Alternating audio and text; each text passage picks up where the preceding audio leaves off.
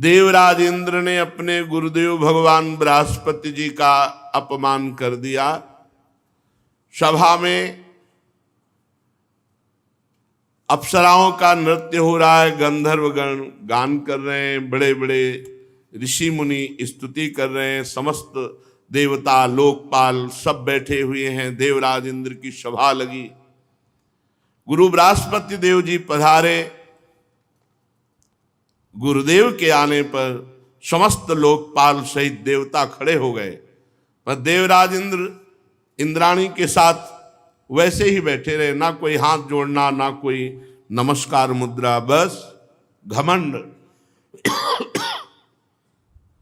ये हो जाता है, अगर भगवत विमुख वृत्ति हो जाए तो घमंड बहुत जल्दी चढ़ जाता है, और घमंड हो जाए तो बड़े से बड़ा अपराध हो जाता है। देवगुरु बृहस्पति जी ने देखा कि देवराज इंद्र को त्रिभुवनपति होने का बड़ा घमंड है, इसीलिए खड़ा नहीं हुआ, आदर नहीं किया, वापस लौट गए। जब वो वापस लौट गए तब बुद्धि होश में आई और अपनी बड़ी निंदा की सभा में कि मैंने अपने गुरुदेव का अपमान कर दिया। हाय, ये त्रिभुवनपति पद कितना मदांध करने वाला है कि परम ज्ञानी परम कृपालु भगवान बृहस्पति जी जो हमारे गुरुदेव हैं उनका हमने अपमान कर। अब क्या, दौड़े, बृहस्पति जी त्रिका लग गया, उन्होंने देखा कि वो आ रहा है तो अंतर्ध्यान हो गए, और ऐसी जगह एकांत में हो गए कि इंद्र ध्यान करने पर भी नहीं ढूंढ पाए। अब घबरा गए। उनको घबराहट इस बात की हुई कि गुरुदेव नाराज हो गए, ये बात दैत्यों को पता चलेगी तो आक्रमण कर देंगे, और ऐसा ही हुआ। दैत्यजन भगवान शुक्राचार्य जी को गुरु मानते, बड़े पवित्र भाव से आराधना करके उनको अनुकूल कर लिया था। जे ही पता चला कि इनके गुरु से बिगड़ गई, बस फिर आक्रमण करके खूब मार काट मचाई, देवताओं को भगा दिया, देवलोक से देवताओं को भगा दिया। देवराज इंद्र कुछ मुख्य देवताओं के साथ ब्रह्मा जी के पास गए, ब्रह्मा जी से विनय की। ब्रह्मा जी ने कहा तुम्हारा गुरु अपराध बन गया, अब तुम किसी को गुरु बनाओ और वो तुम्हारी रक्षा का भार ले, समर्थ हो तो तुम विजय प्राप्त कर सकते हो। तो ब्रह्मा जी से प्रार्थना की कि हमारा गुरु बनने योग्य कौन है त्रिभुवन में? तो कहा त्वष्टा के पुत्र विश्वरूप जी। विश्वरूप जी बड़े ही जितेंद्रिय, धर्मनिष्ठ, वेदज्ञ और तपस्या के धनी हैं। वो यदि आपके गुरु बनने का पद स्वीकार कर ले तो वो विजय दिला सकते हैं, पर उनमें एक बात है कि उनकी माता दैत्य वंश की है, तो ये भांजे हुए दैत्यों के, तो ये तुम्हारे गुरु तो बनेंगे पर इनका प्रेम दैत्यों के प्रति है, अगर उसको क्षमा कर सको तो ये तुम्हें विजय दिला देंगे। त्वष्टा के पुत्र विश्वरूप जी के पास देवराज इंद्र बड़े बड़े लोकपाल गए, विनय की और कहा हम आज्ञा भी करते हैं क्योंकि हम श्रेष्ठ देवता हैं, आप हमारे गुरु पद पर विराजमान हो। हमारी प्रार्थना भी है, हमारी आज्ञा भी है। विश्वरूप जी ने कहा यद्यपि ये निंदनीय है, ये बुद्धि को भ्रष्ट कर देता है, पर जब आप हमारे यहाँ अतिथि रूप से आए और आप ऐसी आज्ञा भी कर रहे हैं और प्रार्थना भी कर रहे हैं, तो मैं आपके गुरु पद को स्वीकार करता हूं। और दिव्य वैष्णवी विद्या का प्रयोग किया।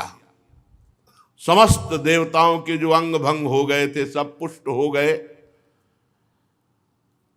और वैष्णवी विद्या के बल से पुनः देवराज इंद्र को स्वर्ग पर स्थापित किया और कहा मैं एक कवच का गायन करता हूं, जैसा कहूं वैसे आचमन अंगन्यास करन्यास करके फिर तुम्हें कोई भी भेद नहीं सकता, कोई पराजित नहीं कर सकता, और उस कवच का नाम नारायण कवच है। त्रिलोकी का राज्य जब देवराज इंद्र को प्राप्त हुआ तो विश्वरूप जी ने कहा शांत होकर एक सब देवता लोग कवच सुनो, उसे कोई भी कभी भी परास्त नहीं कर सकता, उसका नाम है नारायण कवच।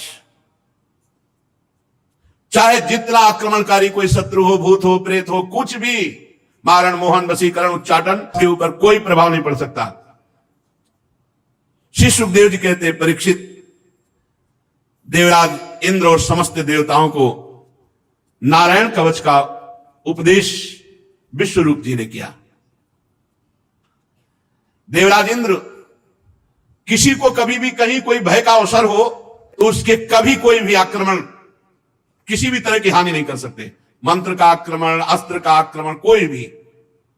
स्नान करके, पवित्र होकर, पवित्र वस्त्र धारण करके, आचमन करके, हाथ में कुछ की पवित्री धारण करके उत्तर मुंह की ओर, उत्तर की तरफ मुंह करके बैठ जाए, और जब तक पूरा कवच का पाठ ना हो जाए तब तक बीच में टोके नहीं, बोले नहीं, कोई अन्य बात ना बोले, वही कवच का पाठ करे। समग्र ऐश्वर्य, धर्म, यश, लक्ष्मी, ज्ञान, वैराग्य परिपूर्ण भगवान नारायण, भगवान श्री हरि। बड़ी महिमा है इस नारायण कवच की। ध्यान करे, भगवान श्री हरि गरुड़ जी की पीठ पर अपने चरण कमल रखे हुए हैं। अणिमादि आठों सिद्धियां हाथ जोड़े भगवान के सामने खड़ी है। 8 हाथों में शंख, चक्र, ढाल, तलवार, गदा, बाण, धनुष, पास धारण की हुई है।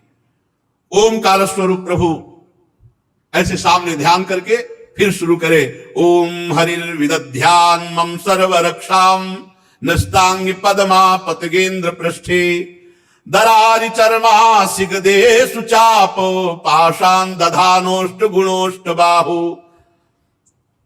सब ओर से मेरी भगवान नारायण रक्षा करे। मत्स्य मूर्ति भगवान जल के भीतर जल जंतुओं से, और वरुण के पास से मेरी रक्षा करे। माया से ब्रह्मचारी रूप धारण करने वाले वामन भगवान और स्थल पर विश्व रूप त्रिविक्रम भगवान आकाश में मेरी रक्षा करें। जिनके घोर अट्टहास से दिशाएं गूंज उठी, गर्भवती दैत्य पत्नियों के गर्भ गिर गए, वे दैत्य युद्ध पतियों के शत्रु भगवान नरसिंह हमारी जंगल में, किले में, रणभूमि में, विकट स्थानों में मेरी रक्षा करें। अपनी दाढ़ों पर पृथ्वी को धारण करने वाले यज्ञ मूर्ति वाराह भगवान मार्ग में रक्षा करें। परशुराम भगवान पर्वतों के शिखरों पर लक्ष्मण जी के सहित भरत के बड़े भाई भगवान श्री रामचंद्र जी प्रवास के समय मेरी रक्षा करें।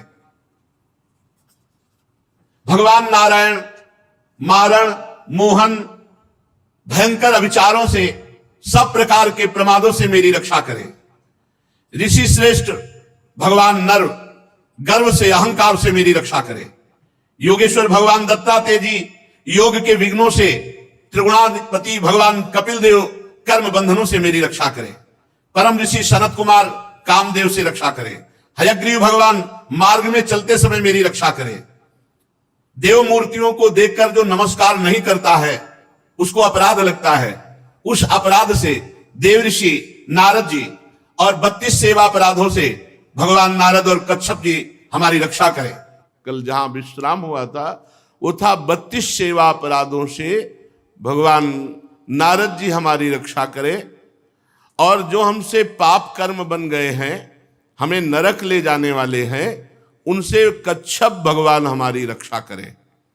धनवंतरिर भगवान पात्व पथ्याद्वंद्वाद भयादृशभो निर्जितात्मा यज्ञश्च लोकादवताद जनांताद बलो गणात् क्रोधवशाद हिंद्रः द्वैपायनो भगवान प्रबोधात् बुद्धस्तु पाखंड गणात् प्रमादात् कल्किः कले कालमलात् प्रपातु धर्मावनायो रुकृतावतारः माम केशवो गदया प्रातरव्यात् गोविंद आसंगव मात्र वेणु नारायण पर्णि उदात्त शक्तिर मध्यंदिने विष्णुरनीन्द्र पाणि। भगवान धनवंतरी कुपथ्य से रक्षा करें। जितेंद्री भगवान ऋषभदेव सुख दुख आदि द्वंद्वों से, भयदायक द्वंद्वों से भगवान ऋषभदेव जी रक्षा करें। यज्ञ भगवान लोकापवाद से रक्षा करें। भगवान बलराम जी मनुष्यकृत कष्टों से रक्षा करें। भगवान अनंत शेष जी क्रोधवश नामक सर्पों के गणों से मेरी रक्षा करे। भगवान श्री कृष्ण द्वैपायन व्यासदेव जी अज्ञान से हमारी रक्षा करें। बुद्धदेव भगवान पाखंडियों से और प्रमाद से हमारी रक्षा करें। धर्म रक्षा के लिए महान अवतार धारण करने वाले भगवान कल की पाप बहुल कलिकाल के दोषों से हमारी रक्षा करें। प्रातः काल भगवान केशव अपनी गदा लेकर हमारी रक्षा करें।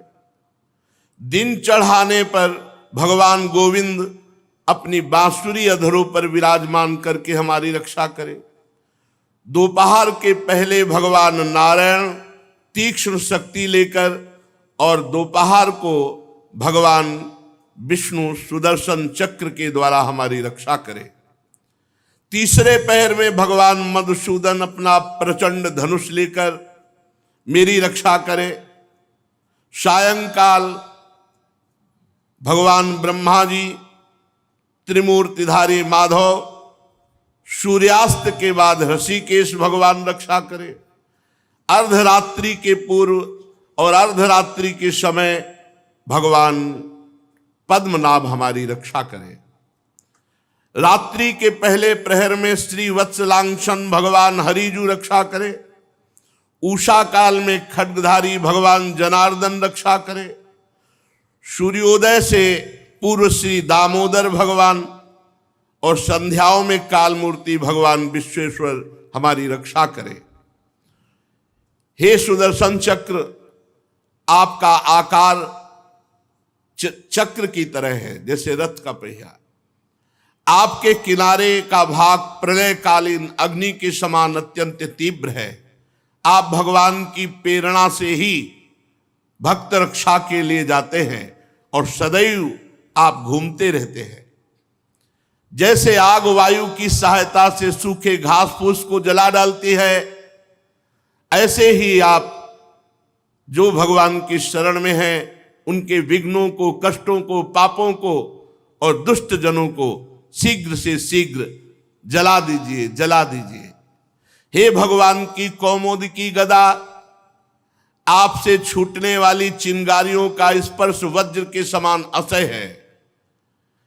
हे भगवान अजित की प्रिय गदा, मैं भगवान का सेवक हूं, इसलिए आप कुष्मांड, विनायक, यक्ष, राक्षस, भूत, प्रेत आदि ग्रहों को कुचल डालिए और मेरे शत्रुओं को चूर चूर कर दीजिए। हे भगवान का पांचजन्य शंख, आप श्री कृष्ण चंद्रजू के फूंकने से जो शब्द करते हैं, शत्रुओं का दिल दहला देने वाले यातधान, प्रमद, प्रेत, मातृका, पिशाच, ब्रह्म, राक्षस, इन सब से आप हमारी रक्षा कीजिए। हे भगवान की प्यारी तलवार, आपकी धार बहुत तीक्ष्ण है। आप श्री भगवान की प्रेरणा से भक्तों की रक्षा के लिए उनके शत्रुओं को छिन्न भिन्न कर दीजिए। हे भगवान की प्यारी ढाल, आप में सैकड़ों चंद्राकार मंडल हैं। आप बड़ी तेजोमयी हैं। जो पाप दृष्टि, पापात्मा, शत्रु, जो भक्तों को कष्ट देने वाले हैं, उनको सदा सदा के लिए उनकी आंखें बंद कर दीजिए।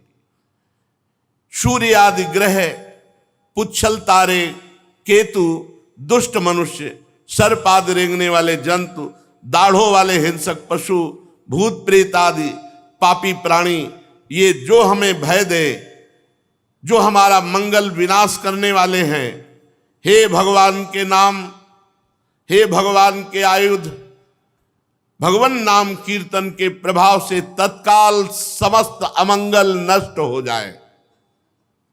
वृहद रथंतर सामवेदी स्तोत्रों द्वारा जिन श्री भगवान की स्तुति की जाती है, वेद मूर्ति भगवान गरुण देव जी, विश्वक्सेन जी, भगवान के नामों का उच्चारण, नामों का कीर्तन करने से समस्त विपत्तियों का नाश कर देते हैं। हे हरि के नाम, आप महान महिमामय हो। हे हरि के वाहन, आप महिमामय हो। हे आयुध, हे भगवत पार्षद, आप हमारी बुद्धि, इंद्री, मन और प्राणों की समस्त विपत्ति आपत्तियों से रक्षा कीजिए। जितना भी ये कार्य कारण जगत है सब वास्तव में भगवान ही बने हुए हैं। इस सत्य के प्रभाव से हमारे सारे अमंगल नष्ट हो जाएं, सारे उपद्रव नष्ट हो जाएं। जो लोग ब्रह्म और आत्मा की एकता का अनुभव कर चुके हैं, उनकी दृष्टि में भगवान का स्वरूप समस्त विकल्पों और भयों से, भेदों से रहित है। फिर भी माया शक्ति के द्वारा भूषण, आयुध और विविध प्रकार की शक्तियों को भगवान धारण करते हैं। ये बात निश्चित सत्य है और ये धारण करते हैं हम भक्तों की रक्षा के लिए। इसलिए विश्व रूप भगवान हमारी रक्षा करें। जो अपने भयंकर अट्टहास से लोक के लोक भयभीत कर देते हैं, जो अपने तेज से सबका तेज ग्रस लेते हैं, ऐसे भगवान नरसिंह देव दसों दिशाओं में हमारी रक्षा करें। ऊपर नीचे, दाएं बाएं, बाहर भीतर जो हमारे शत्रु हैं उनसे हमारी रक्षा करें। विश्वरूप जी ने देवराज इंद्र से कहा, ये मैंने तुम्हें नारायण कवच सुना दिया, इस कवच को अपने में स्थापित करो, तुम सुरक्षित हो गए हो। अब अनायास तुम दैत्य उत्पत्तियों को जीत लोगे। जो नारायण कवच तुम्हें हमने सुनाया, इसे जो सुनेगा उसके सारे पाप नष्ट हो जाएंगे। तो कोई भी शत्रु से परास्त नहीं कर सकता। वो नेत्रों से देख ले या पैर से छू ले तो तत्काल समस्त भयों से मुक्त हो जाएगा। ये वैष्णवी विद्या है। प्रेत पिशाच आदि नहीं कभी आएंगे, बाघ आदि सर्प आदि ये जीव कभी नहीं काटेंगे, अकाल मृत्यु नहीं होगी। बड़ा दिव्य है ये नारायण कवच। प्राचीन काल की बात है कि एक कौशिक गोत्री ब्राह्मण इस नारायण कवच को धारण करके उसका शरीर मरुभूमि में छूट गया था। तो जहां उस ब्राह्मण का शरीर पड़ा था, हड्डियां पड़ी थी, जो नारायण कवच बांध करके प्राण छूट गए थे, तो उसके ऊपर से एक दिन गंधर्वराज चित्ररथ अपनी स्त्रियों के साथ विमान पर बैठकर जा रहा था। जे ही उन हड्डियों के ऊपर से निकला, ते ही विमान खोपड़ी के बल उल्टा होकर के गिर पड़ा। इस घटना से बड़ा आश्चर्य हुआ उसको। फिर उसने वाल्खिल्य ऋषियों से प्रार्थना की कि इस भूमि में ऐसा क्या है कि मेरा विमान आगे नहीं जा पाया और उल्टा होकर गिर पड़ा। तब उन्होंने कहा कि नारायण कवच बांधे हुए यहां जिसका शरीर छूटा है, जिसकी हड्डियां पड़ी हैं, वो नारायण कवच से युक्त है, इसलिए तुम ऊपर विमान से नहीं जा पाए और नीचे गिर पड़े। तब उसने उन हड्डियों को ले जाकर सरस्वती नदी में प्रवाहित किया और फिर स्नान करो गया। ऐसा प्रभाव नारायण कवच का है। भगवान सुखदेव जी कहते हैं, परीक्षित, इस नारायण कवच को जो समय पर सुनता, और कोई भी इस वैष्णवी विद्या पर प्रहार नहीं काम कर सकता। तंत्र मंत्र मारण वशीकरण उच्चाटन भूत प्रेत कोई भी, ये पक्की बात। विश्व रूप से ये वैष्णवी विद्या सब देवताओं को मिली और रणभूमि में असुरों को पराजित कर दिया। पर कपटी को कभी अपना मित्र नहीं बनाना चाहिए और स्वार्थी को कभी शिष्य नहीं बनाना चाहिए। अगर कपटी को मित्र बनाओगे तो धोखा मिलेगा और स्वार्थी को शिष्य बनाओगे तो हानि हो जाएगी। वो अपने गुरु पर ही प्रहार कर देगा। स्वार्थी नहीं देखता कि अपराध क्या है या लाभ क्या है, वो स्वार्थ में अंधा हो जाता है। बहुत से ऐसे उदाहरण हैं। तो इंद्र देवता बड़े स्वार्थी हैं। जब जरूरत पड़ी थी तो गुरुदेव प्रणाम और नमस्कार, जब नारायण कवच पहनाकर विश्व विजयी बनाकर त्रिभुवन पति पर पद पर बैठाल दिया, तब देखो क्या व्यवहार करते हैं। स्वार्थी का व्यवहार कैसा होता है। 3 सिर थे विश्वरूप जी के, 3, जैसे ब्रह्मा जी के 4 मुख, तो विश्वरूप जी के 3 मुख थे। एक मुंह से वो सोमरस पान करते थे, दूसरे से सुरा पीते थे, तीसरे से अन्न खाते थे। पिता इनके त्वष्टा थे, ये देवताओं में श्रेष्ठ है। इसलिए ये जब यज्ञ करते तो ऊंचे स्वर से देवताओं की वृद्धि हो ऐसा आहुति देते, और धीमे स्वर से दैत्यों की वृद्धि हो ऐसा आहुति देते, क्योंकि दैत्य कुल की माता थी, ये दैत्यों के भांजे हुए, और त्वष्टा देवता थे, उनके ये पुत्र थे। तो जब गुरु पद पे बैठे तो उच्च स्वर से आहुति देते देवताओं की बल वृद्धि हो, और धीमे स्वर से आहुति देते कि दैत्यों की भी, क्योंकि वो मामा है, माता उसी कुल की थी। देवराज इंद्र जब त्रिभुवनपति पद पर बैठ गए, नारायण कवच धारण कर लिया, विश्वरूप जी ने उनको जिता भी दिया। भले वो धीमे स्वर से आहुति पर गुरु पद में थे, तुम्हें जिता दिया, तुम्हें जो चाहिए वो मिल गया। देवराज इंद्र को सूचना मिली कि ये धीमे स्वर से आहुति देते हैं दैत्यों की बल वृद्धि की। इंद्र भयभीत हो गए। उन्होंने जाकर के बड़ी फुर्ती से तीनों खोपड़ी काट ली। गुरुदेव विश्वरूप जी की, बड़ा स्वार्थी, ये अक्षम्य अपराध। बस केवल एक बात से कि वो धीमे स्वर में आहुति अपने मामा की पक्ष में देते, उच्च स्वर से आहुति देवताओं की देते, क्योंकि देवता त्वष्टा उनके पिता थे और माता दैत्यवंश की थी। काट ली, देवराज इंद्र ने तीनों गर्दन काट ली। अब वो तो दिव्य महापुरुष, तो जिससे सोमरस पीते थे वो सर पपीहा, और जिससे सुरापान करते थे वो सर गौरैया, और जिससे अन्न खाते थे उससे तीतर। ये तीन पक्षी बन गए, पपीहा, गौरैया और तीतर। अब गुरु हत्या लग गई पीछे देवराज इंद्र के, ब्रह्म ऋषि और गुरु पद पे। पर यही एक कपटी को कभी मित्र न बनावे, स्वार्थी को कभी शिष्य न बनावे। स्वार्थी को स्वार्थ पूर्ति के लिए गुरु मानेगा, भगवान मानेगा, जहां उसका स्वार्थ पूर्ण हुआ फिर नहीं। विश्वरूप के जेव ही गर्दन काटी तो तीन पपीहा, गौरैया और तीतर, और ब्रह्म हत्या, गुरु हत्या देवराज इंद्र के पीछे। अब हटा सकते नहीं थे, इतनी सामर्थ्य नहीं थी। ब्रह्म हत्या ऊपर सवार हो गई, हाथ जोड़ करके कांपने लगे।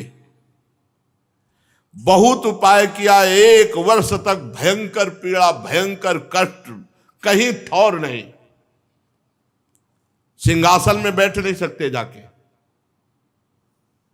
अब ये बड़े बड़े ऋषियों से पूछते हैं अपनी शुद्धि का उपाय। तब सब ऋषियों ने मिलकर के देवराज की जो गुरु हत्या करने पर ब्रह्म हत्या हुई उसके 4 विभाग किए।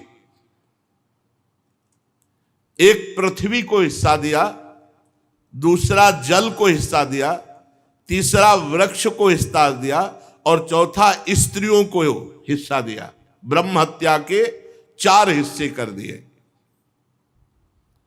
पृथ्वी में ये वरदान दिया, पृथ्वी की जो ब्रह्म हत्या का स्वरूप है वो ऊषर भूमि है, और जल में जो ब्रह्म हत्या का स्वरूप है फेन बुदबुदा है, उसे हटा के ही गोता मारा जाता है। जब कभी जल में तो फिर ऐसे गोता मारा जाता है। ऊषर भूमि में कोई अनुष्ठान नहीं किया जाता, वो अपवित्र भूमि मानी जाती है। और वृक्ष में जो गोंद निकलती है, और माताओं बहनों में जो मासिक धर्म होता है, इसे ब्रह्म हत्या कहा जाता है। 3 दिन तक किसी भी तरह माता बहनों को रसोई स्पर्श करना या पवित्र कार्य करना निषेध किया गया है। 3 दिन तक एकांत सेवन करते हुए, अंदर भगवान नाम जप करते हुए व्यतीत करे। ये उस समय ब्रह्म हत्या का ये आवेश जो 3 दिन तक मासिक धर्म होता है, हमारी शास्त्रीय पद्धति ऐसा है। तो पृथ्वी में ऊषर भूमि, और उनको वरदान दिया कि कहीं भी कितना भी बड़ा गड्ढा हो, बिना भरे अपने आप पूर्ण हो जाएगा समय आने पर। और चतुर्थांश पृथ्वी को ब्रह्महत्या का स्वीकार करना, वही ब्रह्महत्या पृथ्वी में कहीं कहीं ऊषर के भूमि के रूप में दिखाई देती है। दूसरा ब्रह्महत्या का जो भाग मिला वृक्षों को, ये गोंद ब्रह्महत्या का स्वरूप है। इसे कोई भी शास्त्रीय पद्धति जानने वाला नहीं खाता। ये जो गोंद वृक्षों की है, इसका प्रयोग उसे बहुत बलिष्ठ है, इसको बलवर्धक पदार्थों में प्रयोग करते हैं, पर इसको जो शास्त्रीय पद्धति जानने वाला है वो गोंद का भक्षण नहीं करता। उनको वर्ण मिला कि कोई भी हिस्सा कट जाने पर फिर तुम पुनः जम जाओगे, और गोंद के रूप में ब्रह्महत्या दिखाई पड़ती। स्त्रियों में मासिक धर्म के रूप में ब्रह्महत्या का जो महीने में रज के रूप में दिखाई पड़ती है, उस समय किसी का स्पर्श करना, रसोई आदि का स्पर्श करना, भगवत विग्रहों की सेवा कर, यह सब निषेध किया गया है। जल ने जो चतुर्थांश स्वीकार किया, वो फेन, बुदबुदा, काई, और उनको वर मिला कि कितना भी खर्चा किया जाए तुम घटोगे नहीं, बढ़ते ही जाओगे, तुम्हारी बढ़ती। इस तरह जो ब्रह्म हत्या थी वो 4 भागों में ऋषियों ने मिलकर के विभाजित किया: पृथ्वी, जल, वृक्ष और स्त्रियां।